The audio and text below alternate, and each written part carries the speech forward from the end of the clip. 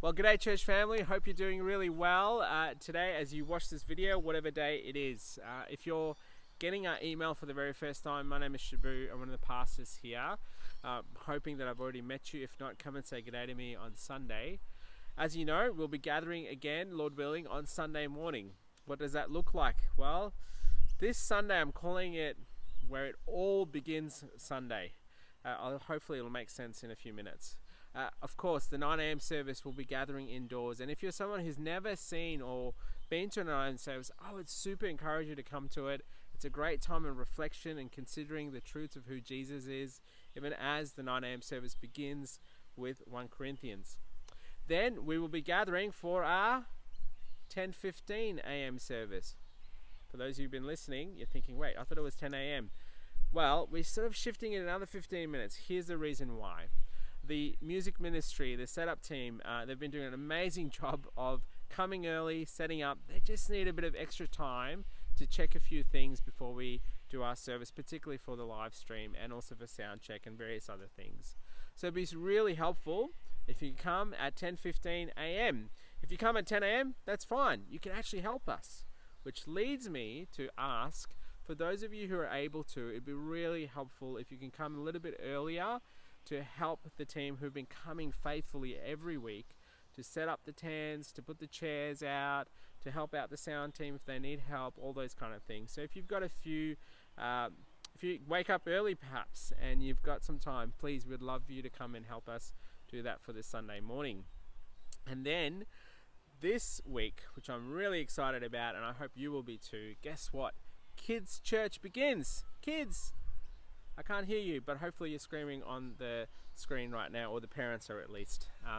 Kids Church will be kicking off this Sunday morning, and Kids Church will be going indoors mostly for some of the classes. I'll do a different video for that for the Kids Church parents. If you're someone who's new to Canterbury and you're not on our database or email or all those kind of things, we would really ask you to get in touch with us, and we'd love you to put on our database in order to be able to communicate with what's happening. But Kids Church will be beginning, and I'm really excited because the Kids Church team have been working in the background to prepare what this year would look like. I shared a little bit last Sunday what that was going to be, looking like, or what does that actually mean? Well, Kids Church is beginning with the theme like this, and the way they were calling it is Big Truths for Little Hearts. Throughout church history, there's been these truths that have been encouraged and taught over centuries. These truths are truths of who God is and His very character, and also in relationship with us and the world. Some of you have grown up in these traditions where you have these truths that you memorize and are reminded of. Well, here at Canterbury, we haven't not necessarily done that as a curriculum. And so this year, that's what we will be doing. And what that means, particularly if you're a parent, your kids will come home with some homework, or things for you to talk about with your little ones. And we would encourage you to do that. Each class will be doing it differently. Each age group will be doing it differently at a different pace. But the point is, we hope and pray that these little truths will encourage these little hearts to discover a great and big God. And then finally, we will be beginning our 1 Corinthians series this week by looking at the book of Acts. How's that for timing? They thought my joke was awesome.